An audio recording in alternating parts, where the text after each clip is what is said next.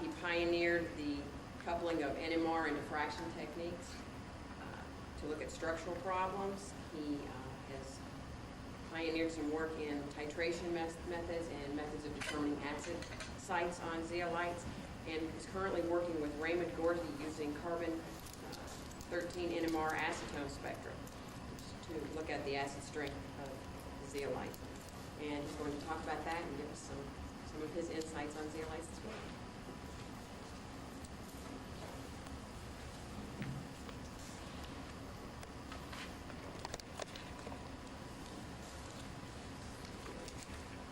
Thank you very much.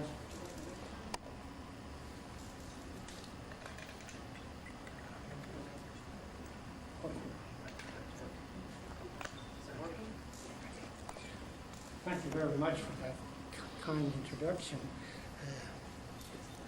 I recommend retirement for everyone. When I left Volvo, I had I stayed around the house for about 3 or 4 months, and then I decided that that wasn't for me. And so I got involved with Colin Fife at golf, and that's where I started out. And I had to change fields because I didn't want to be in any conflict of interest with what I had done at Mobile.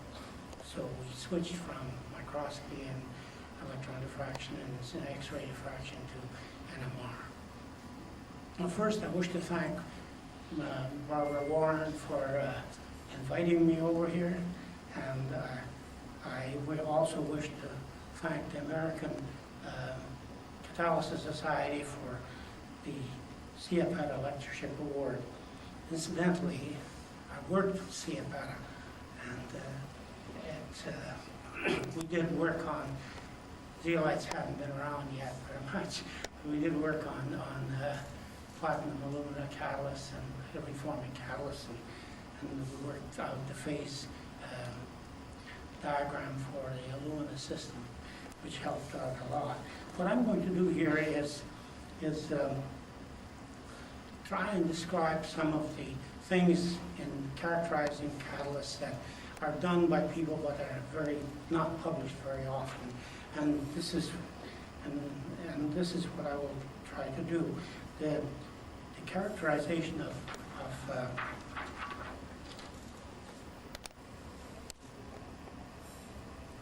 the zeolite catalysts. This is what I intend to talk about, the synthesis of high-quality zeolite sample preparations. One of the problems that we have with characterizing zeolites and characterizing all catalyst samples or catalyst materials is that you have to be very careful with the sample preparation. We couldn't get high-resolution NMR spectrum at the beginning. It wasn't because of the fault of the operator or the fault of the equipment. It was the fault of sample preparation. You had to get good crystalline material. You had to get few stacking faults or no stacking faults or no faulting in the material. And you had to have homogeneous. If you had silicon, aluminum and a silicon zeolite, you had to make sure it was uniformly distributed. And so this is what we did. And then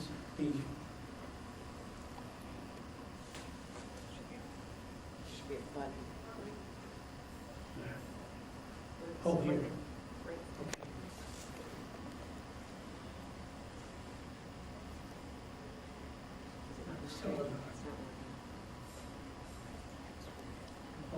Okay.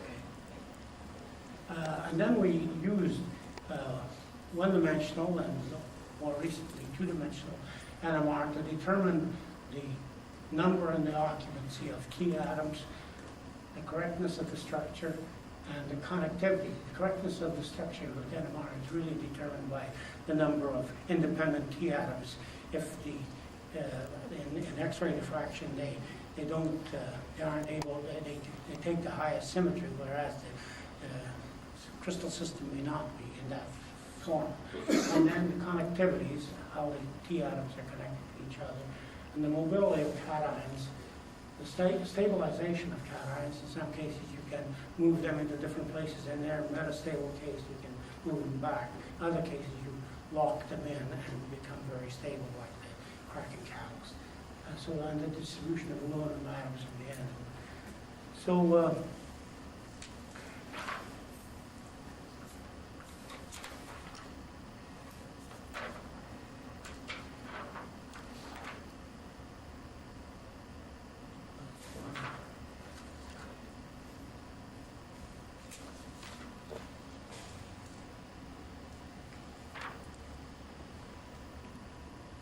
now the zeolite synthesis, it's a cookbook method yet, and so you have to determine the individual synthesis of different zeolite samples. And so the important features are the nature of the reactants, the way the reactants are mixed, the homogeneity of the mixture, the pH of the mixture, that's important, the gel aging temperature, seeding, additives, temperature and pressure, and the most important part here is the boron, the use of boron and fluorine.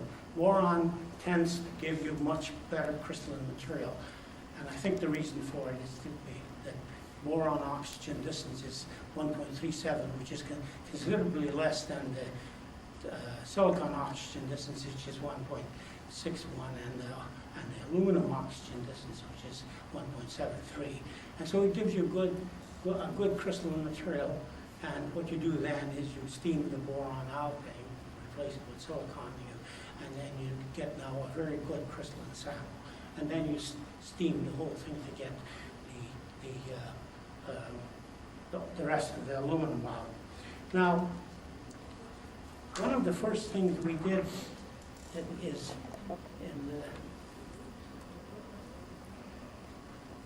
synthesize zeolite A from just the plant without any template. The sodium silicate, sodium aluminate, and sodium hydroxide at room at 100 degrees centigrade or less. And we used the quartz fibers or quartz wool, less than 10 microns in diameter. And that is to sort of control the availability of silicon in the synthesis process. And you can see how the thing starts eating away, and you're forming the gel in here. And the next slide will show you the crystal formation. And so you see the silicon, the zeolite A crystal grows along this, right onto this fiber, and here you can see how it more detail. But you also see a lot of, even though this is well washed, you still see a surface layer of amorphous material, so you have to get rid of that.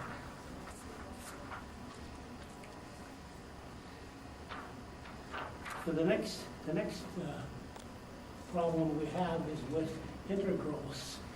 And here you have the ZSM5 crystals. These are the ZSM5 crystals. And this is a mixture, this is a synthesis method that used pyrrolidine as a template and ran for 26 days. Normally you don't do that.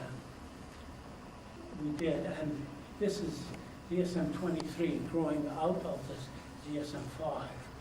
And you can see that you could actually use that as a way of determining the structure of ZSM23, but we already had that done, because there should be a plane that is common to both of them, and then you work from that to build a model of the structure.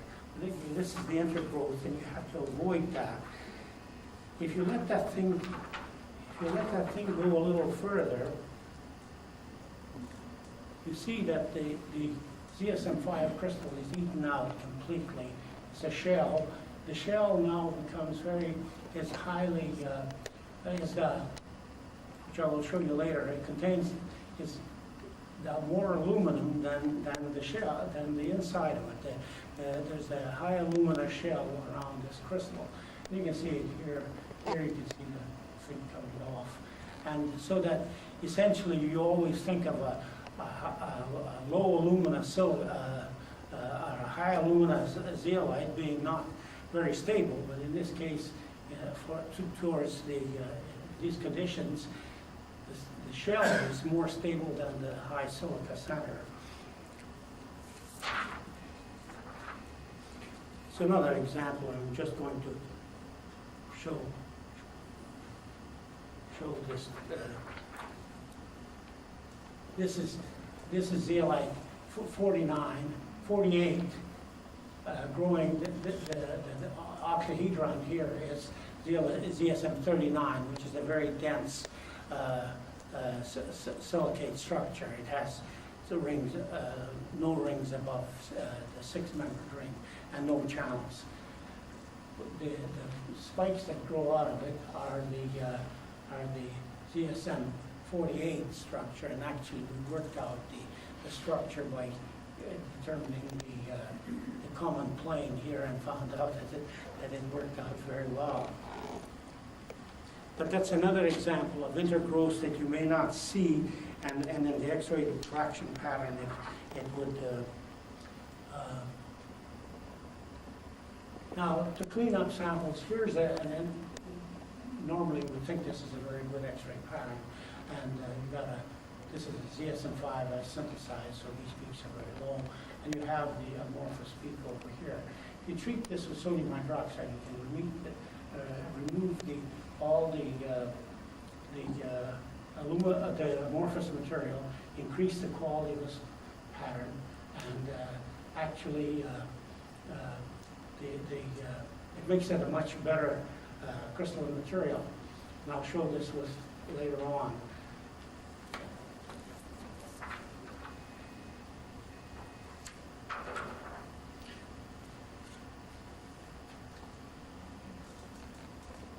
Now this is synthetic mortonite that was a mixture, and there's beta in there, and this part of this peak is beta. And treating it with sodium 12.5% sodium hydroxide for 15 minutes, remove the beta so that you have a clean sample here. This becomes much more crystalline.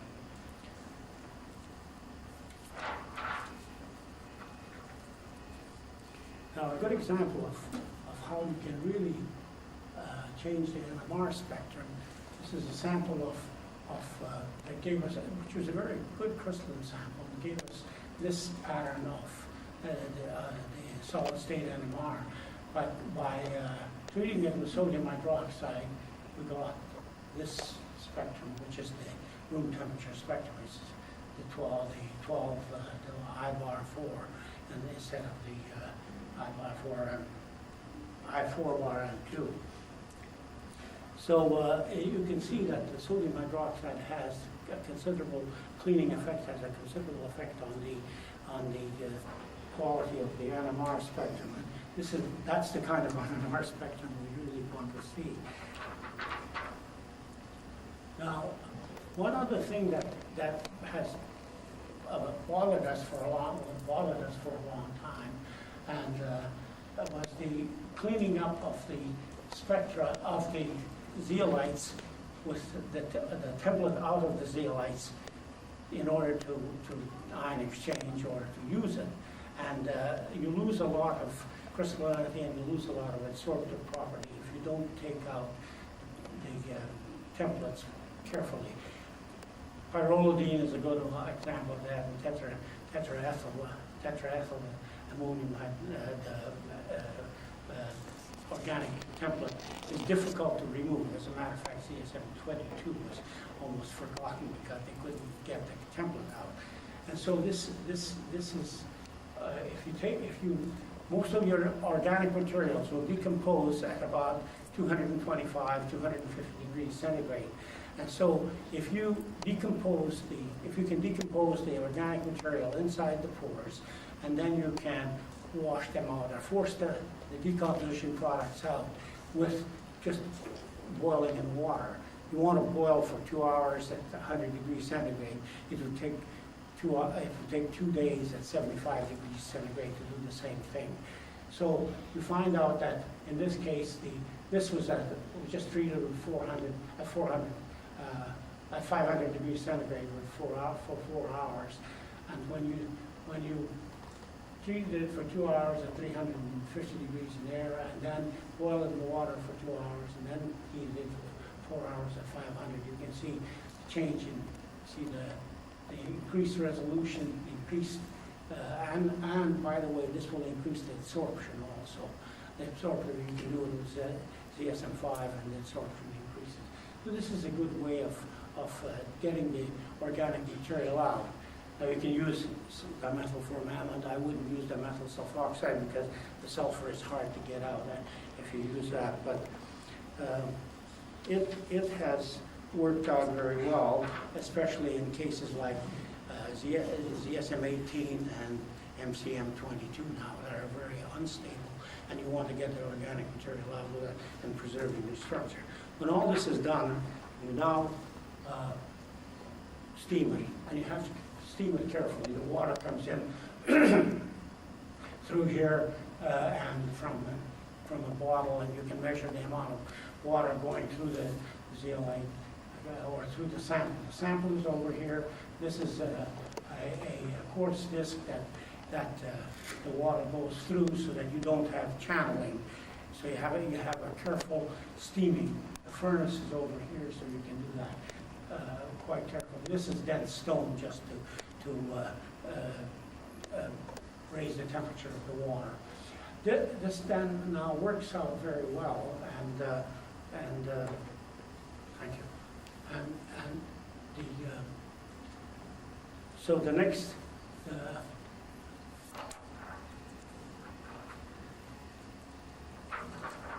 This is an example of ZSM5, and this is the observed sample. This is the calculated, this is the convoluted.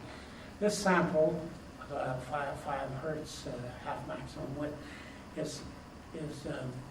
was steamed for 2 weeks at 850 degrees centigrade. You have to treat each sample individually. If you're working with 4A, you wouldn't start at 850, you start at a much lower temperature. And by the way, they have to be ammonium exchanged. It's the ammonium exchange form that we steam. If you want to get the aluminum out of the sample, not only out of the structure but out of the sample, you add in the previous steaming slide, you put ammonium fluoride or ammonium chloride in the water, and that takes the aluminum out of the structure, out of the sample, so you have a clean sample. Now here's an example of the X-ray pattern, and this is cheating a little bit, this is synchrotron data, but you see this peak is the doublet is resolved.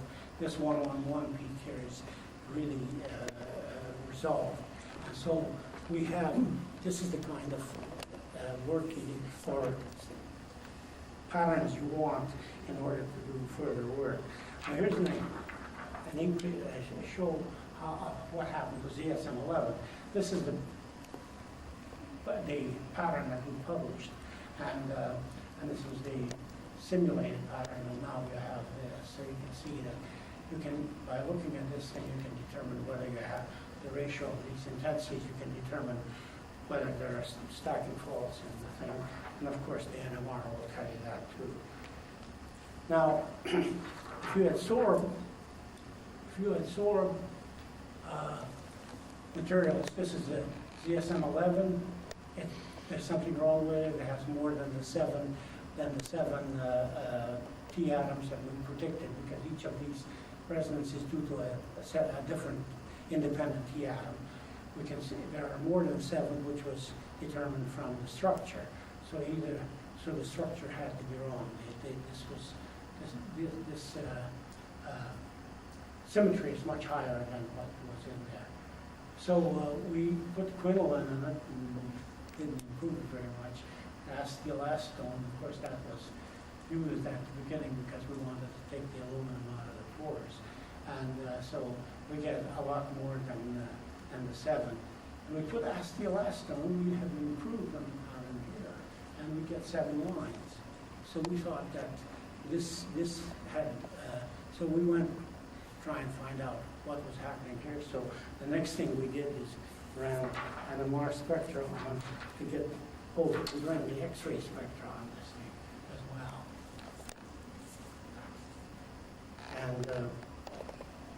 can see that this octane is as good or better than this. The intensity of these tweaks, the resolution is, and there's not that much difference between them, but when you know that there is a difference you're looking for, small differences, and so the X-ray agrees as well. And so then we got involved in NMR, and this is just the altering the pulse sequence gives you the two-dimensional NMR, in which you can get the connectivities, and that's the that's the COSI experiment. The next one is the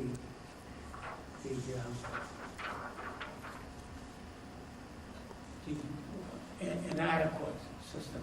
See, the I and the AD, this is the inadequate experiment, and it just changed the sequence of the pulse system. We like this a lot better. You can see the connectivities considerably, they're considerably more evident, and also the reason we use it, we resolve some problems with CSM12, which we couldn't with the COSI. Now, this is an example of one of the things that we did. The structure was published, and it was published at C2/M with a mirror plane.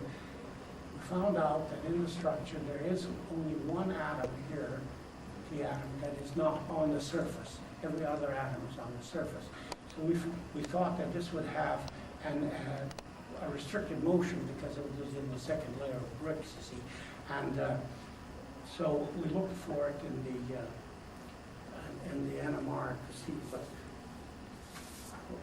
we had a peak that did that. And so this is the COSI. And this was the early X-ray work, and the indexing of the resonances wasn't right. And this is the one, so it's T5 now. If you know the T5, you can index the others quite readily once you index one because you work in progression. So this is the T4/6, so it's not very evident here also. But here, if you start off with T2, it goes down and across, and that gives you your connectivity. So you have the T1, T2. See, T1 is connected to T2. I'm sorry, T2 here. T1 is connected to T2, and then you go on further. See, T4 and T2. So this is T2 and this is T4 over here. This is how you can work out the connectivity. So you know you can build up. You should be able to build the framework of the zeolite from knowing the connectivities like this. So what was the problem here was that we had extra lines in the X-ray pattern which we got from the synchrotron data, and this indicated that the C parameter was doubled, so it's 24 instead of 12, and so that the structure now was C2 over C. The mirror plane was destroyed, so we had a different structure here, which was given to us by the X-ray work. And now the next one I would like to talk about is the ZSM5, and I'm sure all of you have seen this for a long time. But this is the building block with 8 5-membered rings in it. You hook them together along this edge, and you get a chain, and the chains are hooked together so that you have a mirror plane here, and you have the layer. And then the layers are hooked together, in the case of CSM11, the same way as these are, so that there's a mirror plane in this direction, and there's a mirror plane in this direction also, so that's CSM11. If this layer is a glide plane, you have the mirror plane is destroyed, so now you have the sinusoidal channels in CSM5, and that's now in ZSM11, we got this pattern that had too many lines, and it was supposed to be over here, and it indicated that what we finally found out was a structure that was very close to the normal octane absorption was this one here that has 7 lines. There's 1 and 6 are here, the T1 and T6, and they are half the intensity of the others. When we went down here, we had a 302 another phase, and this phase now has 12 lines, so that the 5 lines that had double occupancy are now gone to 10 lines, and so the 10 plus the 1 plus 6 makes it 12 lines. And so we have a sharp 12-line pattern here. And this is determined as an I4R because the mirror planes have been destroyed. They haven't been moved. The framework hasn't been destroyed. It's still the same framework, but the atoms have changed position slightly. And so this was the resolution of the problem that we had with the NMR. Now, we have here the 3 and 7, and these are, we were very interested in 4-membered ring because we thought that that's where the aluminum atoms were, that's where the catalytic sites were. And you could see that in the case of ZSM 11, the number of 4-membered rings in the unit cell is 10, and in ZSM 5 it's 4, and so you could synthesize the 11 much more readily than the 4, than the 5, and with a higher aluminum content, and so that it agreed with all the synthesis and some of the absorption data that we had. But the 3 and the 7 are in there, and these are the ones that we would want to follow. Now here's the two-dimensional NMR of, it's the inadequate experiment. We have 2 connected to 4. This is a diagonal, this is the inadequate, and so the lines that are symmetrical across this diagonal are linked, so that you have the 2 and the 4 are linked here, this 4 and the 6 are linked over here, and so on. So you can go and determine the connectivities. Now we went to the lower phase, and now you get the 12 lines here, and we were able to index this fairly well.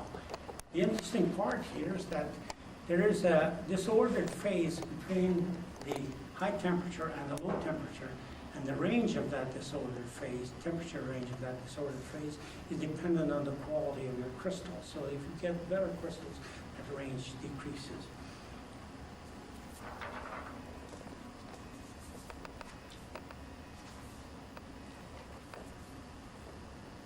Now this is the temperature range for, once we went through the 11, now we decided to find out what effect temperature has here.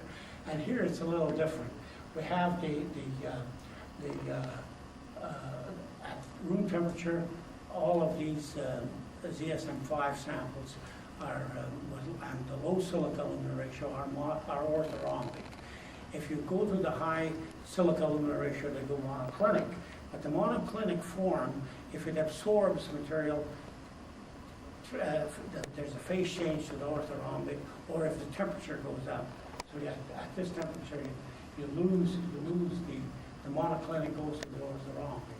So you have about the temperature of about 356 degrees.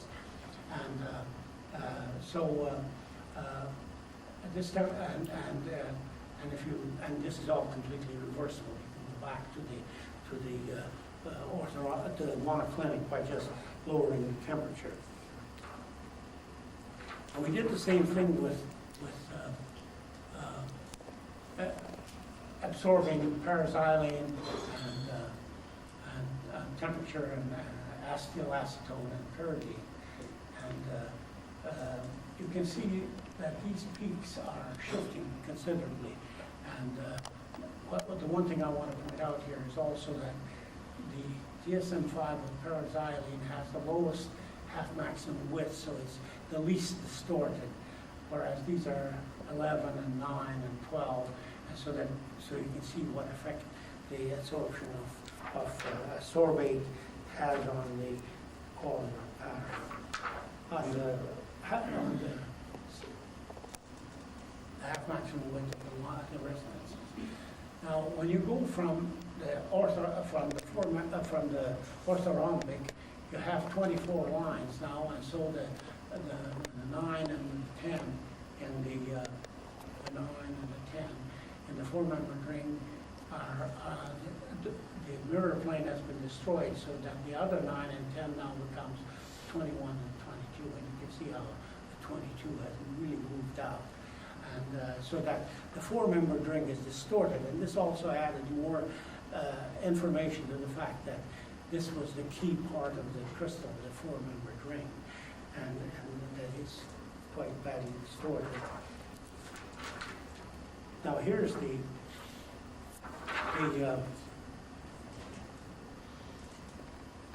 this is the orthorhombic form, and so this is the orthorhombic form. So you have the 9 and the 10, and of course, because of a mirror plane, this is the same as this, you see. And in here, the ring is distorted because there's a beta angle comes in 90, and it's very small. The beta angle goes from 90 to 90.6, so it's small. But now you have the 21 and 22, and there are a few others that these other atoms also move out quite a bit, but they're all associated with very close to the four-membered ring. And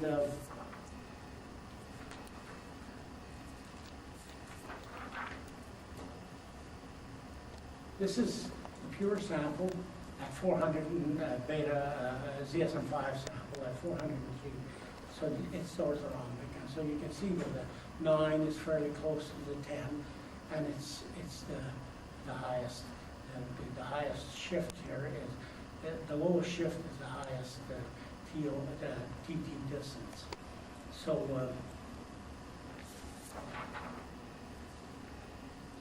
by the way, in this case, you can see the connectivity, the 2 and 8, the 8 and 2 here, and then you have all the others the same way.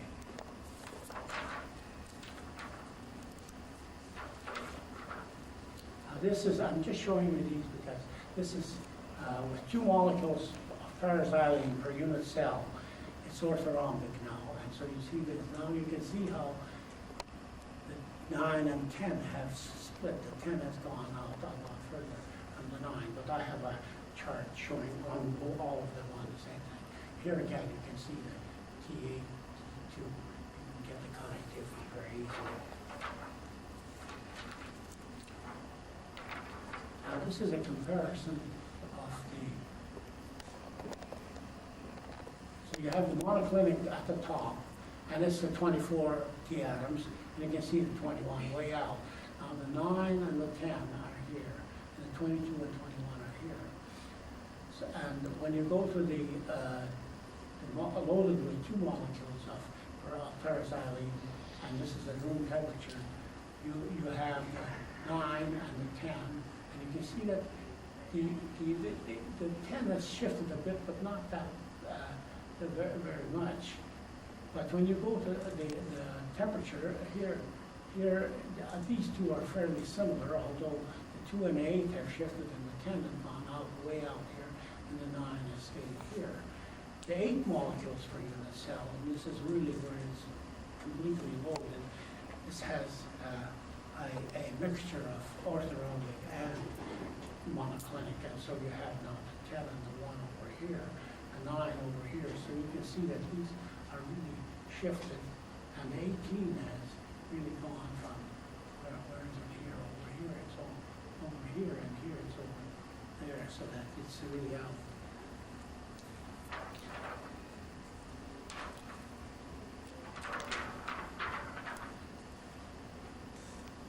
here's we tried to find out whether the size of the molecule had anything to do with the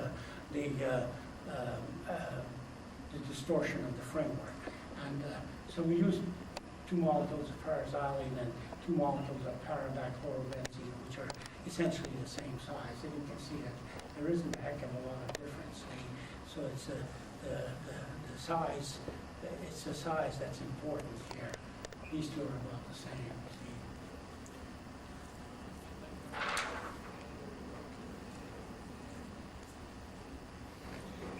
Now, what we wanted to do is to try and get a formula for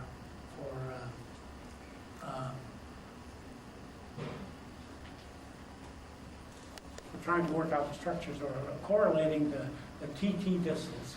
And the T distance in all these NMR structures, the T1 is the average TT distance of the T coordinated to each of the 4 atoms surrounding, 4 T atoms surrounding it. And so the average TT distance here, the TT distance, and the average of that is, so that's 2 averages, because each T has an average, and then the average distance between them. And so we were able to plot using very accurate X-ray data by Koningsfeld in Europe, and we were able to relate the shift, chemical shift in NMR to the TT distance, and the thing agrees fairly well. All of these are the 24 T atoms in the monoclinic, and it agrees very well. We also plotted the shift against the cosine of the angle over divided by the cosine minus 1, and it gave a very good agreement. You know, we got a fairly good agreement for this, and so the next from that we were able to plot the shift, chemical shift in parts per million as a function of T over T, so that now we can determine what T atom is at the chemical shift can be identified as a function of T minus T or TT distance. The next thing that I would like to talk about is the mobility of cations this is zeolite A, and early in we found out that by mixing lithium A and sodium A, just the powder, you just put it in the wiggle bug that you use for infrared analysis, and you shake it for a while, and then you run an X-ray pattern, and you find out that instead of having a mixture of lithium A and sodium A, you have a lithium-sodium A intergrowth, or the lithium has gone into the sodium, and the sodium has gone, so that you have uniform lithium-sodium draw. This is a good way of ion exchanging, and this is so later on we did the NMR, and for the sample as is, we got this spectrum, and then for this one, this is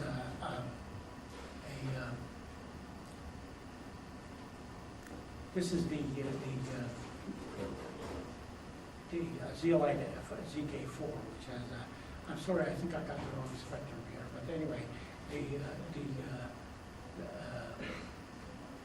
yes, I did have the wrong chart. This is for the difference in the silica alumina ratio. As you go through, this is having all silicon and aluminum, and you get a sharp spectrum, a single spectrum.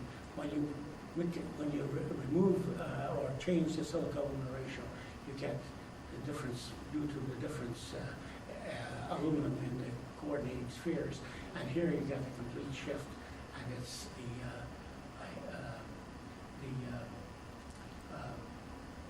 shifted and a single peak again, so that you've lost Well, and I lost the one where so I'll just point out here that in the case of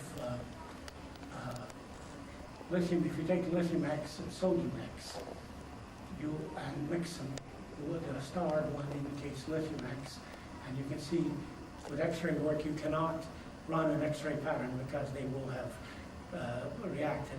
Will get the lithium sodium X before you run the X-ray, finish the X-ray pattern. So we have to superimpose the patterns. Now here, with 2 minutes in the molecular buck after 1-to-1 hydrated components, you get a single species, you see. Now, if you pre-calcine these things, pre-calcine it for 500 degrees centigrade and mix it hot, you get now this pattern here, which indicates that it is a doublet. It still hasn't gone. But if you now take this these are patterns, here if you take now this pre-calcine 6 hours and mixed hot and then calcine for 14 hours at 500, you see that you've got a single pattern. It may still not be completely, but you can see that the lithium and the sodium are interchanging and moving very rapidly. With the NMR, we were able to track this even. We could tell with NMR that if you mixed the two, it took less than 20 seconds for the thing to. And one of the, I have to tell you the story because I gave a talk and they didn't believe me. They said that they didn't think that would happen, and so they loaded the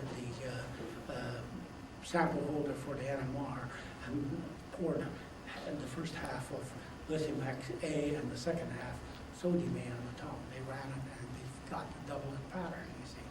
I said, So about 5 days later, they ran the sample again, and it had completely, it was a single species. It was lithium sodium A. So that indicated that the thing travels pretty fast. The cations move fairly fast. Now, the next one I would like to talk about is the Orthorhombic aragonite. Orthorhombic is made of cantonite cages, and all of them are you have these all. And if you rotate the second plane, you walk off this 12-member ring, and you have the aragonite structure. And these cages, when the material is either in the natural material has potassium inside these zeolite cages, and to synthesize aragonite or orthorhombic, you have to use potassium also.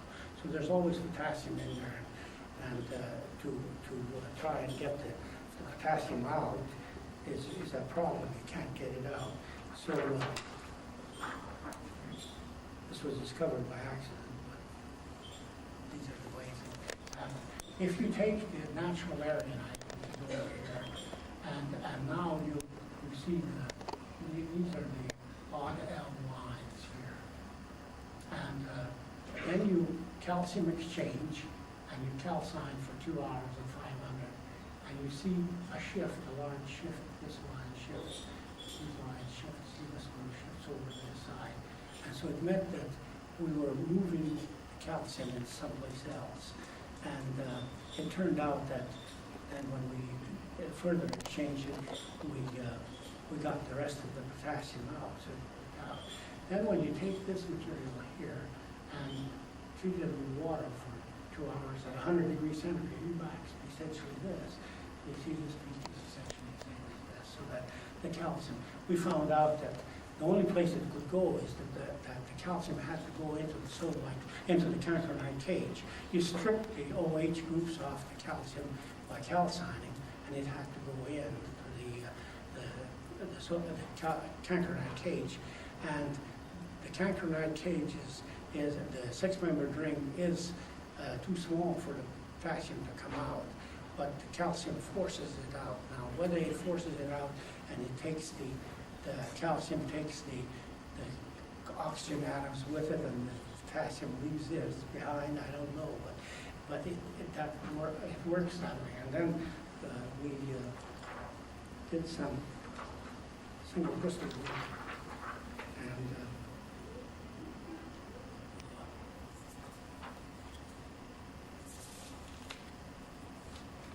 And we found that these are the characterized cages here, and the calcium, this is the calcium exchange, and the calcium is in the and the potassium is in the orange cage.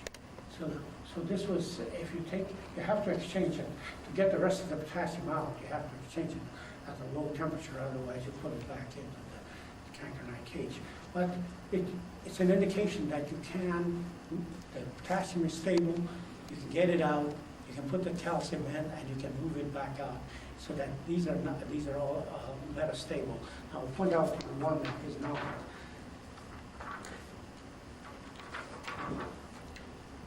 The lanthanum Y, this is the uncalcined form, and you have the 2-2-2 line here. And when you calcine it, the peaks go up, so that that was an indication that you were moving some cations around. But not only that, but this peak appears here, which is not over here. See, this 311 peak appears on calcination, and the 222 disappears, and then all these others change also. So we knew that the lanthanum was moving, and we wanted to find out where. And of course, at that time we ion exchanged the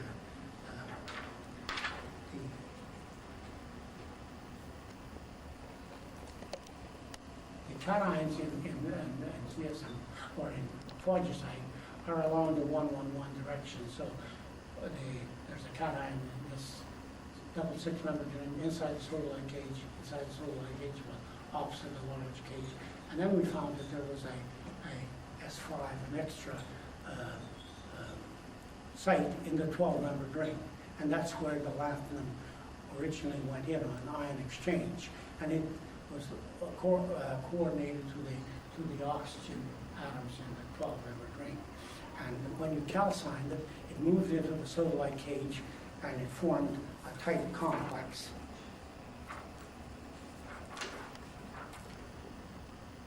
So that it formed a tight complex, and you can put four rare earths or lanthanum or cerium ions in here, over here, over here, over here, and over here.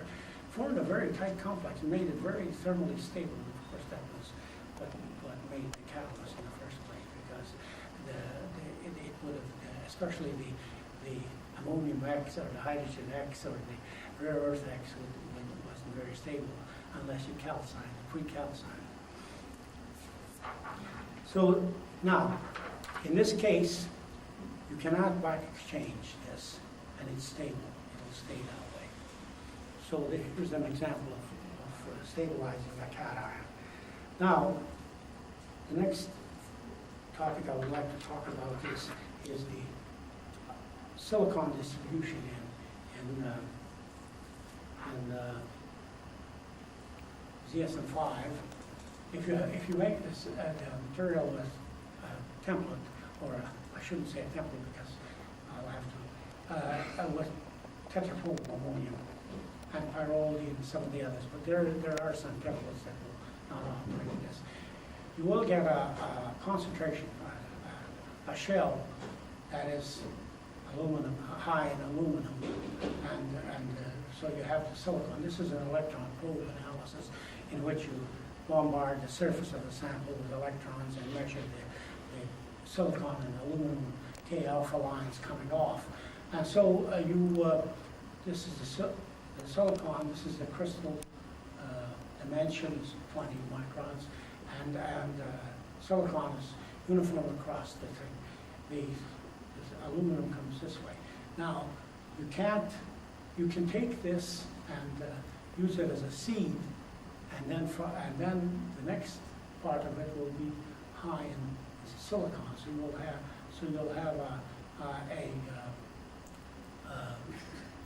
another shell that's high in silicon. So you have a shell here, high in silicon. You can keep on doing that. It makes it quite interesting.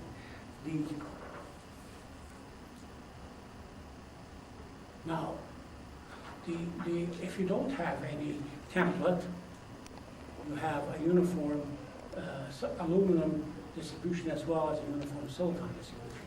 The only problem here is you cannot get a very high silica-aluminum ratio. You have to stay at around 20 with this. So this is why that method isn't used very much. Now, we did some work by the way, the previous work was done in mines with Ungar's group and Schutt and Mueller, and this was also done there.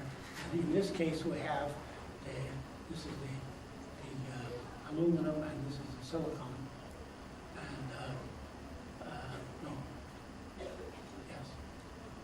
And the profile is the same for both. They're uniform across, but they use 1,6-hexane diol as a template, and they got a uniform distribution.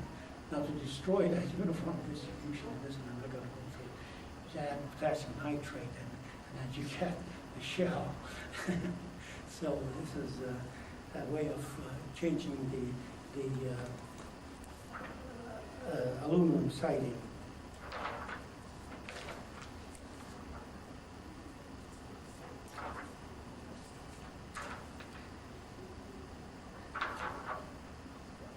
With Ray Gordy and Penn, we did some work in trying to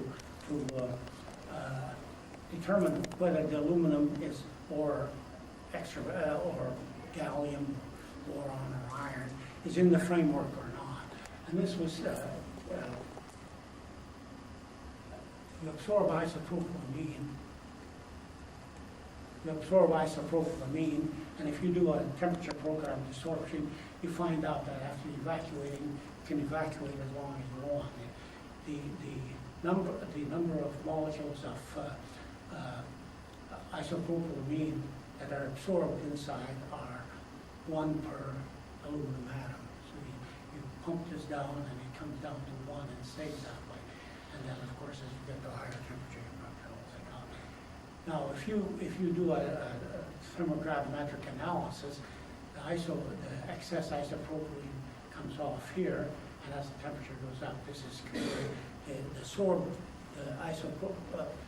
isopropylamine that is absorbed on the active site is converted now to propene and ammonia, and you can determine the amount.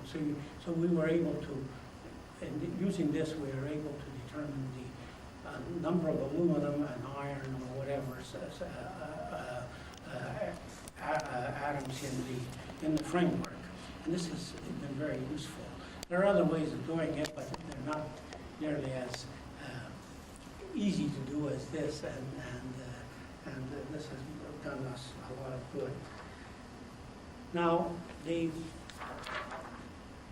course, I didn't do all of this myself, so there's a lot of people that helped in this one. Colin Fife from the University of British Columbia, Dave Cox from Brookhaven National Laboratories, Herman Deese from the Brewer University in Bochum, and Hildred Grandi, who's at British Columbia, and so is E. Fang. Marler is with Deese at Bochum, and Mueller is now at BASF, but he was at Mainz when I worked with him there, and Frederick Schutt was at Mainz, and now he's at Frankfurt. And Ray Gordy is still with me, and I'm still with him at Penn. So I hope I have given you a sort of a bird's eye view of what's important, or what I thought was important as far as catalyst characterization. Things have increased considerably in the catalysis work. I've been in it for quite a few years, and it has changed considerably. Characterization has improved considerably, mainly because of the improvement in instrumentation. But it also takes, it's not only the machines, the way you run the machines and the sample preparation that is important. Thank you very much for your attention.